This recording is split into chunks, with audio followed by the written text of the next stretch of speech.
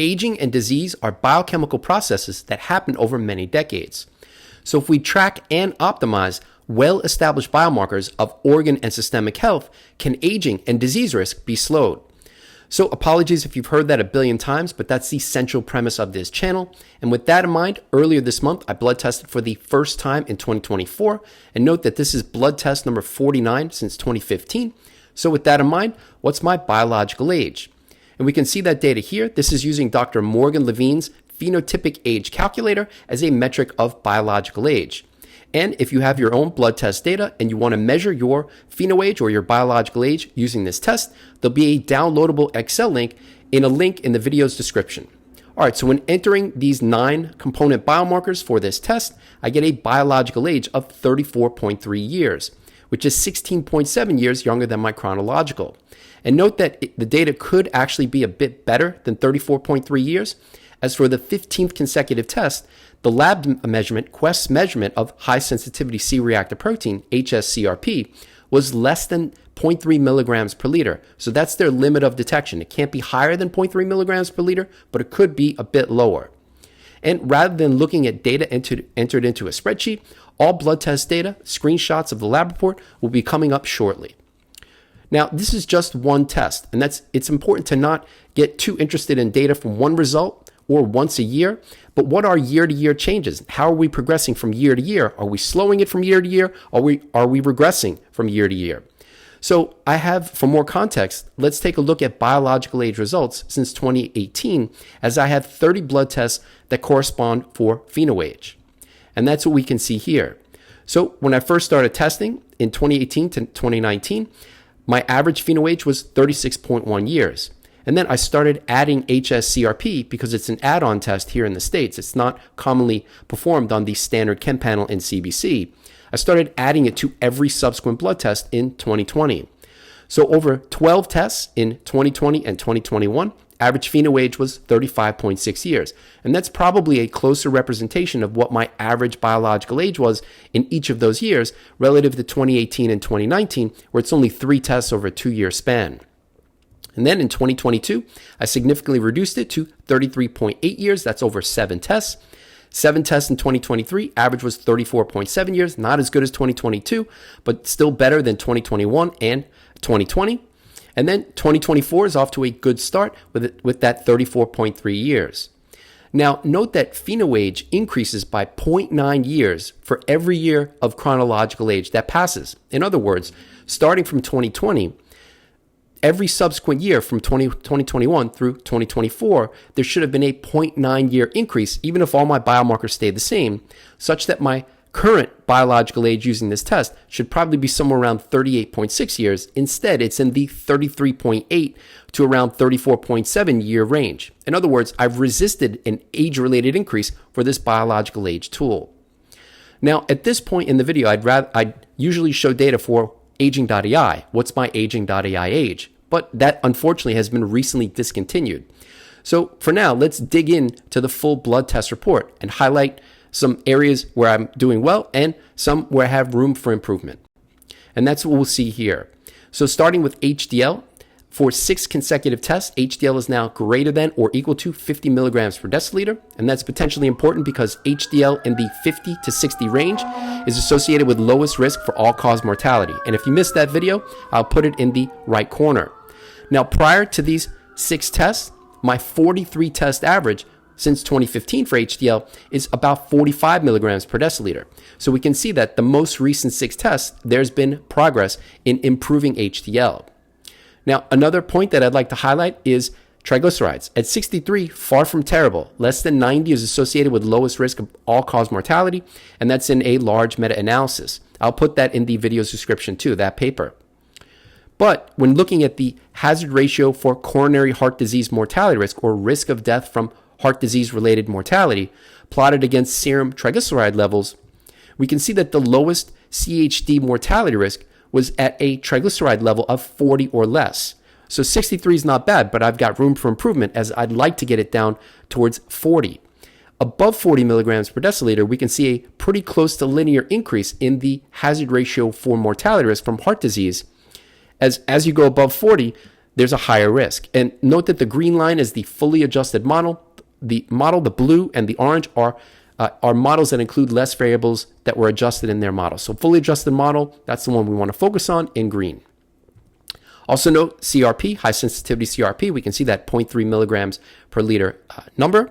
And then what I'd also like to focus on is creatinine. Now, prior to this test of 0.91 milligrams per deciliter, the last 5 tests were going in the wrong direction at 1.01 milligrams per deciliter. And for comparison, the previous 43 tests, creatinine was 0.95 milligrams per deciliter. So the last 5 tests, it's been increasing. And that's potentially important because creatinine increases during aging. So that's going in the wrong direction. 0.91 is progress towards moving it away from its age-related increase, which we can see here. So serum levels of creatinine on the y-axis plotted against age on the x from about 20 to 90 years. And here we can see that red trend line for an increase for creatinine with aging. Now, interestingly in this plot, note that above 40 years, there starts to become a wide variability in the creatinine measurement. In other words, people older than 40 can have creatinine levels, or more likely to have creatinine levels, sometimes as high as 14 milligrams per deciliter, relative to younger than 40, which you can see on the plot, that data spread just doesn't exist. So for that and some other reasons that I'll cover in a future video, creatinine may not be the best measurement for evaluating kidney function in people older than 40. So with that in mind, I also measured cystatin C. And as I mentioned, I'll go into that for its own video. Data coming shortly. All right, so on to page 2 of the blood test report. What I'd like to focus on is albumin at 4.9 is relatively youthful, and that's potentially important because albumin levels decline during aging. And as we also saw in an earlier video, it may be an important biomarker for longevity relative to metabolic health, or a more important biomarker potentially for longevity relative to HbA1c and lipids or lipoproteins like LDL. So we can see that age-related decline for albumin here. Serum levels of albumin on the y-axis plotted against age, and this is from birth up through 100 years old. And this is a study of about 1.1 million people. So in youth, albumin levels are relatively high, somewhere around 4.6 grams per deciliter or 46 grams per liter. And then we can see that centenarians' average values are far lower, somewhere around 36 grams per liter or 3.6 grams per deciliter. Now, an age expected value for my chronological age of 51 would be somewhere around 4.3 grams per deciliter, so that it's currently at 4.9 and my average is generally around that 4.9. That's a small win. But where I do have room for improvement is, or at least recent room for improvement, is with the mostly liver enzyme, because it's also found in muscle, alanine aminotransferase, ALT, as shown there with 28 units per liter for this test. And that's potentially important because we can see in this study of 16.6 million people where ALT was associated with hazard ratio for all-cause mortality, or risk of death for all causes, there's a U-shaped association for ALT with all-cause mortality risk. So starting with the referent, which was defined as 15 with a hazard ratio of 1, as the median value for ALT increased to 18 and 22, we can see that Q2 and Q3, the hazard ratio significantly decreased, as the data in parentheses, that's the 95% confidence interval, was completely below 1, so that's a significant association. So in other words, median values of 18 to 22 were associated with a lower risk of death for all causes for ALT levels relative to having 15. So we can see we've got the beginning of the U, but then as ALT increases to up to 29, we can see that now we've got the full U-shaped or a J-shaped curve for ALT's association with all-cause mortality risk. So an ALT of 28 for this test, if it was chronically around 28, 29, we could see that would put me at a higher risk for all-cause mortality. Now, I mentioned not just focusing on one test, but many tests to get a sense of where one's data actually is.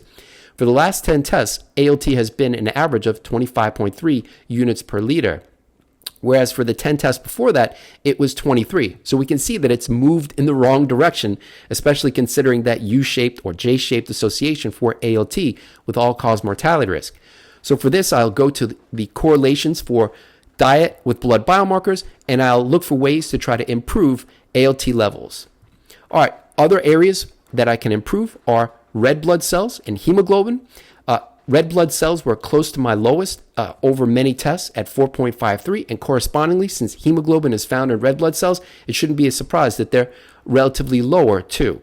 Now, for the first time in 28 tests, hemoglobin is less than 14.9 milligrams per deciliter. And that's important because red blood cells and hemoglobin decline during aging. So is this the start of an age-related decline, or is this just the variability in my diet causing a lower hemoglobin level?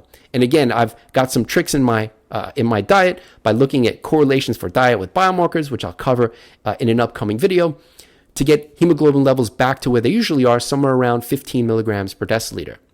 Other areas for improvement are MCV, so that's the average size and volume of a red blood cell. A lower MCV would be smaller volume, higher MCV is a higher volume. MCV increases during aging.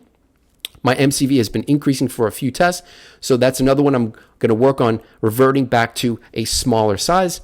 And then another biomarker I've got my eye on are neutrophil levels, which at 1788, if you look at the reference range, it seems perfectly fine, but there's data for all-cause mortality in a study of about 770,000 people where neutrophils in the 2,000 to 3,000 range is associated with lowest risk for all-cause mortality. And then as neutrophil levels go below 2,000, that's associated with a significantly increased all-cause mortality risk. So if I look at my neutrophil level averages over the last few tests, it's about 2,000, and I'd probably want to be closer to 2,000 relative to 3,000 when considering that neutrophils can be a sign of a pro-inflammatory systemic state. But do I want them to be 1,500, 1,300? I don't. So I've got my eye on those, not doing anything yet to try to raise them, but that's one to keep an eye out for. All right, now, what diet and supplements may correspond to this 17-year younger biological age? And as I mentioned, I'll cover that in an upcoming video, probably coming at the latest by next Sunday. All right, that's all for now. If you're interested in more about my attempts to biohack aging, check us out on Patreon, where I also provide blood test consultations. We've also got a whole bunch of discount links and merch that you may be interested in, including discount links for epigenetic and telomere testing, NAD quantification, oral microbiome composition, at-home metabolomics, at-home blood testing with Cyfox Health, which includes ApoB, totally different panel than the at-home metabolomics, green tea, diet tracking with Chronometer, or if you'd like to support the channel, you can do that with the website, Buy Me a Coffee. We've also got merch, so if you're interested in wearing the ConquerAging or Diet Trying brand, as I've got on here, and I'm always wearing it, that link and all of the other links will be in the video's description. Thanks for watching. I hope that you enjoyed the video. Have a great day.